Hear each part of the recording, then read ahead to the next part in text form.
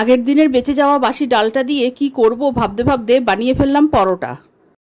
নিয়ে নিলাম আন্দাজ মতো আটা, তাতে মিশিয়ে দিলাম 1 চামচ চাট মশলা, একটু লাল লঙ্কার গুঁড়ো, একটু কাঁচা লঙ্কা কুচি, অল্প সামান্য নুন। নুনটা অল্পই দিলাম, ডাল রান্না করার সময় ডালেও তো নুন দিয়েছিলাম, তাই অল্প পরিমাণে নুন দিলাম। মশলাগুলো আটার মধ্যে মিশিয়ে নেওয়ার পর পেঁয়াজ আর ধনেপাতা কুচি দিয়ে দিলাম। এবার জলের বদলে আগের দিনে বেঁচে যাওয়া ডালটা দিয়ে আটাটাকে মাখতে থাকবো। রুটি বা পরোটা তৈরি করার জন্য যেরকম ডো তৈরি করি ঠিক সেই রকম একটা ডো তৈরি করে নেব। আটার ডোটা তৈরি হয়ে গেছে। ডো থেকে লেচি কেটে নিয়েছি, এবার গোল 3 কোনা যেরকম ইচ্ছা পরোটা তৈরি করে নেওয়া যাবে।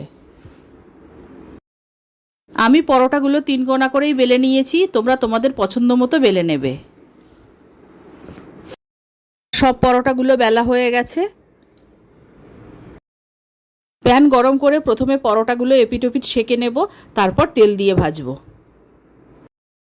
পরোটাগুলোকে মিডিয়াম ফ্লেমে ভাজতে হবে, আর কম তেলে ভাজবে না বেশি তেলে ভাজবে সেটা তোমাদের পছন্দ মতো ভাজবে।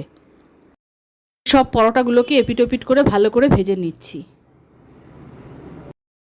আমি অল্প তেল দিয়েই সব পরোটাগুলোকে ভালো করে এপিট ওপিট করে ভেজে নিয়েছি, এবার নামিয়ে নিচ্ছি। তৈরি হয়ে গেছে বাসি ডালের পরোটা। এই পরোটা তোমরা শুধুও খেতে পারো, দই আচার সসের সঙ্গেও খেতে খুবই ভালো লাগবে।